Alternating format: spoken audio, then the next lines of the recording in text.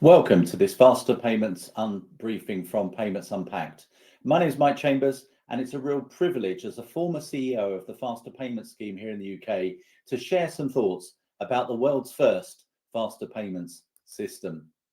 And I would say world's first because really faster payments came to fruition at a time that making payments was a little bit like using a horse and carriage. Payments before 2008 were just a real pain. If I wanted to pay somebody and I wanted to pay them, I might choose cash and I had to be physically present to hand over the cash. I might want to pay them by check. I'd have to write the check and give it to them or put it in the post. They would then have to cash it in at their bank and wait for a long clearing cycle to happen before the money arrived in their account. I might choose to pay a bill with a bank giro credit. If I use Bacs, it was a 3-day clearing cycle. And if I use Chaps, well, to be honest, Chaps was about, but it was inaccessible to most and really expensive to use. And if you're able to cast your mind back as far back as 2008, you'll recall that online banking and mobile banking were really in their infancy. Think about the last 5 payments you've made over your bank account through faster payments. How would you have made those payments prior to the faster payment system going live? Your payments experience would have been incredibly different and certainly full of friction. This is a simplified version of the UK's payments landscape, and the pieces in yellow are the things that I want to talk about today. The faster payment system is made up of a number of parts. The first part is the infrastructure provider. Vocalink Mastercard provide that infrastructure provision as part of a contract with Pay.UK, who are the operator or the payment system operator of faster payments here in the UK. In terms of payment rails, the faster payments that we know about in the UK is near real time rather than absolutely real time. The brand that we see over the bank account and that people on the Clapham Omnibus might talk about is called faster payments. And then within faster payments, there are 3 flavors of payments. Single immediate payment is the one that we really do most of the time. But in this presentation today, I will also look at the other 2 flavors of faster payments that we enjoy. Now, we talk about faster payments. We often reduce it to an acronym, an FPS. Bankers, payments people, they love acronyms, but nobody's really sure about what the S stands for. For some, it's system. For others, it's scheme. And for others, it's service. They all work. They all describe things just a little bit different. But most of us would just say, let's just make a faster payment. And if we want to use an acronym, we say FPS. And the whole naming convention was interesting because back in 2006 and 2007, it was very clear that a name was needed for the new kid on the payments block. It was a time to invent a name for this near real-time payment system the banks were going to introduce. The challenge had, because if you're thinking about it today, most people in other countries and continental Europe are thinking about an instant payment or an immediate payment. It's certainly instant payments come to the fore. But in 2006 and 2007, that naming convention didn't really stand because we were thinking about this in terms of a deferred net settlement system, a near real-time payment system, and with a SLA of 2 hours. And if you think about those attributes that I've put in yellow on this particular slide, perhaps an instant moniker wouldn't have been appropriate. For a time, it looked like instead of instant, we'd call it immediate, but an immediate payment. But actually, if you're honest, if instant didn't work, it was unlikely that immediate would work either. And there was another complication that somebody else owned, the immediate payments limited name, and it wasn't the payment system operator at the time called Chaps Clearing Company. So with a distinct lack of creative innovation, we ended up with a faster payment and an acronym and FPS being interchangeable between service, system, and scheme. Today, we just know it as faster payments. We really don't care what the S stands for. But did you know that in 2008, the UK nearly ended up with an alternative to faster payments, often referred to as a Scandinavian model designed to deliver what in effect was the same-day Bacs. The term Swedish model is referred to as a special institutional arrangement of a society, sometimes described as a middle way between capitalism and socialism. So not exactly right for banking and payments, but bear with me. Because in the second half of the first decade of the 2000s, a different type of Swedish model was about to take centre stage for the same-day Bacs payment type that was slated for launch in May 2008. The initiative that today we know as Faster Payments was in response to demand for a same-day Bacs by an organisation with a team, a task force called the Payment Systems Task Force, set up by the Office of Fair Trading, now the CMA. And as part of that task force, the industry, the banks, through a trade association, initially offered a proposal called Elle. And Elle, the Scandinavian model, was for early for late, late for early. And the idea was if you could submit a payment into the banking system by midday, they would be delivered to the beneficiary's bank and ultimately to the beneficiary by close of business that day. And if you submitted after midday, it will be delivered to the beneficiary by midday the next day. However, in December 2005, the Payment System Task Force accepted a recommendation from an organisation called Unpacked, which was a trade body, a banking body at the time, for a far more ambitious target on payment times to ensure that any payment was received by the beneficiary within a couple of hours, 24 hours a day, 7 days a week, and it would be available by November 2007, later deferred to May 2008.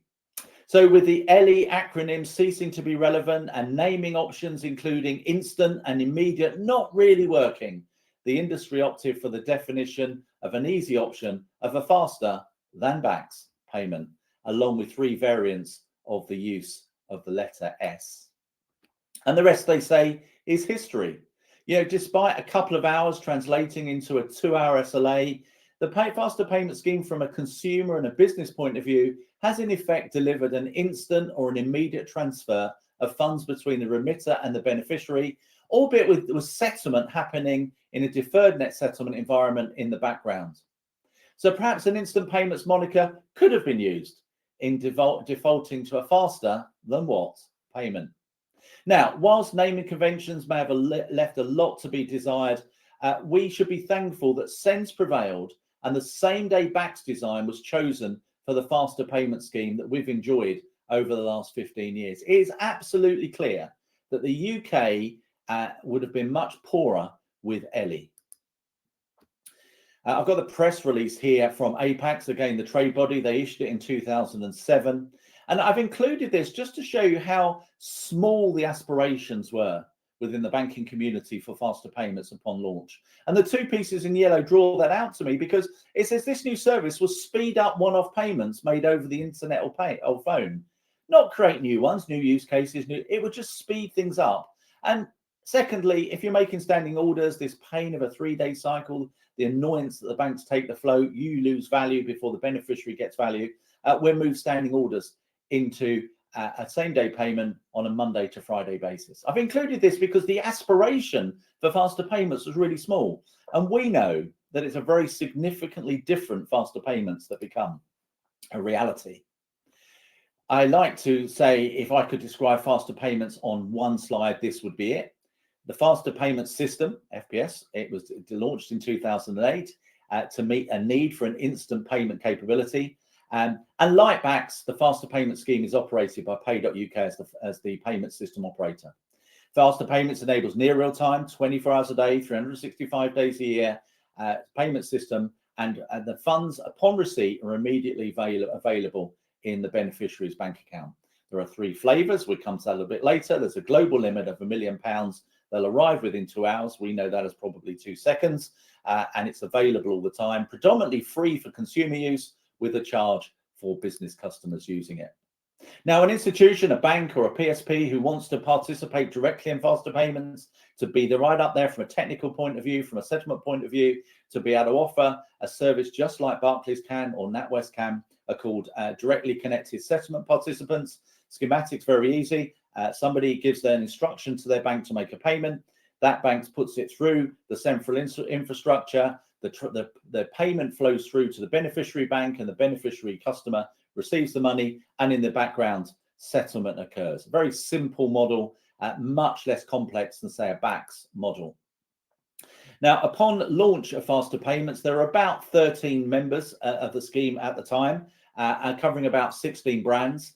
This is the latest information from Pay.uk. You'll see a wealth. It's 43 organisations now able to participate directly in faster payments. You know, of course, you would expect Barclays, NatWest, HSBC to be there. But, you know, you've got Turkish Bank, you've got Wise, you've got Elevon, you've got Ebury. there's a lot of institutions now who are able to offer direct payments through faster payments in the same way that the large incumbent banks in the UK have been able to do for a long time. I mentioned faster payments being a deferred net settlement system or a near real-time system. Unlike CHAPS with RTGS, where money flows over the accounts of the central bank in real time, in effect, we have 3 clearing cycles or 3 clearing points a day within faster payments, and a position is built up to that point, and then the various accounts are settled between the beneficiaries and the sending banks. Those 3 points don't work over the weekend, so they amalgamate through to Monday, and obviously there's a bank holiday through to Tuesday as well. Now, on that basis, you've got to know that if you've released the funds to your customer, that the sending bank was good for its money. So Bank of England operate a settlement arrangement called a net sender cap, where each sending bank would have a cap, an amount of funds available to deal with the general day-to-day flows of faster payments. It's not dynamic, so it has to have enough headroom. And just in case that goes wrong, the Bank of England asks that all the participants hold an equivalent amount in a pre-funded account, really to give that absolute certainty that money is good going through the system, that it's released to the beneficiary, say at 10 o'clock, but it's not settled to about 1 o'clock. It's also possible for banks to participate in faster payments and deal with the settlement pieces in a different way. It might be because they don't want to hold settlement accounts at the Bank of England, but equally they might not be able to. They might not meet the criteria. So you can, in effect, as an institution, participate in faster payments just like anyone else by receiving an instruction, passing it through the system, and it being received by the beneficiary bank and through to the beneficiary customer. And you'll go to a provider, HSBC, Barclays, NatWest, and ask them to do the settlement piece for you. It sort of works if you want direct access, but you can't get the facilities at the Bank of England. But you have to remember that your settlement agent is responsible for your settlement flows. You're dependent upon them for that. And also in terms of the authorization of the payments being made as well. So in effect, you're beholden to 2 masters. But if you can't become a directly connected participant in your own right with settlement, this can work for some people. For others, the institution might be smaller. They might just have a different technology stack. Their volumes might be low. Their proposition might be low. You can actually be an indirect participant in faster payments, where you go to a direct participant and you effect buy-in through their access, buy-in through their settlement, and you give them your instructions and they pass the payments through the faster payment scheme as well. Works incredibly well. It's very similar to the environment or the solution you might see in Bacs. The number of banks that provide indirect access has grown to 10. The last few years, we've seen Starling, Bank of London, Clearbank and Modular join the party in terms of institutions who would provide you with that indirect access provider. Some of those will subscribe to an underlying code of conduct. Others don't subscribe, but all of them you would expect through a contract to provide you with the certainty of supply and the SLA to support your customer requirements. Historically, if banks wanted to participate on an indirect basis or a direct basis in the scheme, it was quite a big ask. There was lots of technology stuff to do, lots of testing, lots of maintenance and everything else. Over the past few years, we've seen sort of intermediaries come in line to offer payment automation, to provide payment orchestration and bank connectivity. And what we're finding at the moment is almost everybody now that is joining part of faster payments from a participation point of view is choosing a provider to provide the automation, orchestration and bank connectivity. It is just so quicker and easier and cheaper to do that. The schematic on the left just gives you an example. If you're looking for direct participation, Form 3 do that. If you want indirect, Numerel do it. And bottom line, and probably the middle of that Venn diagram, probably do both. But you'll see that's just an example, because on the right, Pay.UK have awarded technical accreditation to a number of firms and are talking to others as well. If you want direct connectivity, if you want indirect access to faster payments, it's so much easier to find a partner to work with on this basis. Now, I mentioned to you that I would speak about the 4 types of faster payments, whether you call them types or flavors. Not every faster payment is equal. And at launch and still today, we've got 4 flavors or types of faster payments. The first is the one that really is faster payments. It's called a single immediate payment. The majority of the transactions go as single immediate payments. And these are the ones that you'll be using every day. You'll go onto your banking app, you'll make a payment, you'll fire and forget, and the beneficiary will receive the money almost straight away. Very interactive, very one by one, very transactional. Again, it can be processed up to £1 million. I'll come back to limits at the moment. It's going to be available with an SLA of 2 hours. In reality, it will be there in seconds. These are the ones that we do every day, the real bulk of faster payments. But I also mentioned that we had these 1970s hack called a standing order, where in the old days, you would be debited on day 1 of £10, and on day 3, the beneficiary would receive those £10. It was processed via Bacs direct credit. Sort of slow, the bank's got the flow, sort of not fit for the modern banking world. So one of the things I was involved in was moving all Bacs standing orders into faster payment standing orders. They sort of look and smell and feel like the same as a standing order, but the reality is there's no flow. They're processed on the day of value, and they're generally in the account by 6 a.m. On the beneficiary's account. So yeah, it's really rejuvenated a standing order payment, and we are seeing those grow, perhaps in a way that we're not seeing with checks, with the rejuvenation of image clearing service not translating into a volume uplift. You can also make forward dated payments where you pre-arrange a date and you can send it through. You know, in some respects, the only real difference to a standing order payment or SOP payment is that SOPs are regular and FDP is typically a one-off type payment. But again, not a massive number of people use those. And then a lot of institutions across this land use Bacs, direct credit and direct debit, and they use direct corporate access to be able to fire the transaction straight to the clearing, not have to bypass them through their banks. There's a version of that within faster payments. It sort of looks and feels exactly the same as a Bacs direct corporate access, albeit in a same day environment, but not banks. All banks offer that.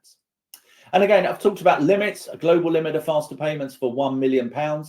It's absolutely true that not all limits are equal. And if you go on pay.uk's website, you'll see each participant listed with their own limits. All participants have to receive payments of up to 1 million, but they can choose to let the customer send less than 1 million. And NatWest example brings this to life on a personal transaction basis. A branch 20,000, a phone 10,000, online 50,000. Standing orders, I can set them in a branch for 100,000, phone 10,000, online 20,000. So if you think about the majority of payments that we as individuals make, probably enough headroom there, although maybe not for a significant purchase to a builder or a car, I guess, in some of those examples, if you try and do it on the phone. If you look on the business side, again, you'll see a real range from, in this example, over the phone, one-off 10,000, right through to corporate FI at £1 million. So you can think about, as a participant, they can receive up to 1 million, but you've got to check with your bank in terms of how much they would let you send. We've got the annual payment statistics here from 2023. It shows the retail payment rails plus chaps, depends how you consider chaps in that respect. And what you can see here is out of the 11.4 billion transactions over the UK's retail payment rails, faster payments accounts for 4.5 billion of those. And as you can see, single immediate payments are 3.7 billion of those. So that's the core. But 4.5 billion has seen significant growth, roughly 20% year on year from faster payments, sustained over a long period of time, possibly with a little bit of tailing off now to 17, 18%. But look at that 4.4 billion faster payments, compare it to Bacs direct credits at 1.9 million payments. We've seen a real takeover in the volumes about the way money's pushed through our retail payment systems. Now, not all things are used for good. I've used an example here from Australia with their immediate payments. And what the Australian banks found is that they found 10,000 abusive transactions from 6,800 unique customers in 1 month in March 22, and they blocked them. And it was people really trying to put offensive words or phrases to send messages to beneficiaries that perhaps they didn't have other ways of doing it. And clearly that's not acceptable in any society. And you can see there at the quote that at a global limit, the bank in Australia put words in a blocks list to stop the payments from being made. It shouldn't be possible to use a narrative in a payment field to abuse the beneficiary. A little while ago, February 22, Liz Lumley at The Banker produced an excellent article around how UK's faster payments changed the world. Look it up, it's online. You'll see Liz was starting this from the fact that we'd had a decade-long domestic project. It was developed from a myriad of government task forces, trade bodies, regular bodies, infrastructures, providers and banks that led us to this 24/7, 365 days a year, near real-time payment system. You see the extra word I added there, probably the first in the world. And what Liz found in her article is actually 14 years later, that initial low aspiration media release from Apax is quite different in terms of how we're using it. We are using faster payments in a way that nobody ever envisaged, to the good. And because of that, for paying for our socks and paying our friends for a pizza last night and paying a bill and saving money via a standing order in a real-time environment, if you take those transactions you put through faster payments over the last week or two of your bank account, it is really difficult to see how we could do payments. We could manage our money in an environment 14 years ago that truly felt like a horse and carriage. There are two great quotes in Liz's articles from folk I know. John Walsh at Citi. Look, what a quote. Anyone knew when the UK started he didn't think that anyone knew when the UK started instant payments is going to end up being what it is today. I don't think any of us did. We saw it would change standing orders. We saw it allowing people to move money day to day, but the real use cases are significant. And Gavin McLean over at Lloyd's as a quote here, and this is sort of the genesis of some of the early business case and drivers for faster payments. It was seen as, yeah, we provide a same day payment, that's fine, but it really allows us to deal with the problem of standing orders and float and processing cycles. And really, a lot of the initial activity was to get the standing orders over the line. I transferred 300 million from Bacs into faster payments, and that addressed that. But it really gave faster payments a strong foundation to start with for then John's quote and Liz's analysis to reality is that faster payments is being used in a way that none of us ever thought it would. Now, we should be rightly proud of the number of transactions that go through faster payments in the UK. This is quite an old schematic. You can see Great Britain or UK is 2.8 billion transactions there. I've included it, although it's old, because it shows you we think we're great. We think we've seen a migration through to real-time payments here in the UK. But look at Thailand, look at Korea, look at China, look at India. Yeah, India, according to this schematic, had more number of real-time transactions than China, US, and UK combined. So, certainly this is a global initiative led by the UK with the first instance of faster payments. And if you look at that on a map, we see in green those live, those dark blue under development, and light blue live, not fully fledged. Yeah, in the majority of countries across the world, perhaps apart from Africa, and they've got things like M-Pesa, so things might be different in those sort of environments, and those geographies and those markets. But something that started in the UK in 2008 has truly spread across the globe. So what are the future? Here's my schematic from the beginning, thinking about the payments landscape in the most simplified form I can. And now I'm showing in yellow points, what might happen with faster payments. We've got a new infrastructure provider being looked at in terms of new payment architecture. So more on that, I guess, will unfold in the coming weeks, months, and over the next couple of years. So that will change. Will we see faster payments moving from near real time to real time? Will we see faster payments in its current iteration of 1.0 being regenerated to give us a faster payments 2.0, maybe looking at the new payment types, maybe a conditional payment, maybe a guaranteed payment, maybe a priority payment, maybe a slower payment to be liquidity efficient at different times, so less time sensitive. So will we see new payment types? Will we see Bacs direct credit move into faster payments and leave Bacs as a really a pool direct debits provider? So some of the things that we might see there in the payment rails. And of course, whatever we do with the provision of the infrastructure, whatever the scheme is in terms of its settlement, whatever it is in terms of its functionality and payment types, it is absolutely the engine that will drive open banking, sweeping variable recurring payments, commercial variable recurring payments, account to account payments. Confirmation of pay is absolutely vital to faster payments in terms of reducing fraud, and then of course other fraud mitigation activities.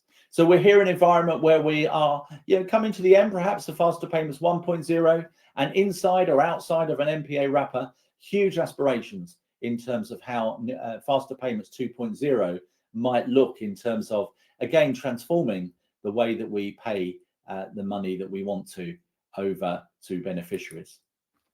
It's been a real pleasure to share some thoughts about faster payments with you as part of the Unpacked briefing. If you don't already subscribe, please subscribe to payments-unpacked.com. If you subscribe for free there, I'll give you a bonus of a extra complimentary upgrade for a few months so you can see the full wealth of the transactions that are newsletters and the content that we publish through Payments Unpacked. I'm Mike Chambers. It's been an absolute pleasure to share some thoughts on faster payments with you today.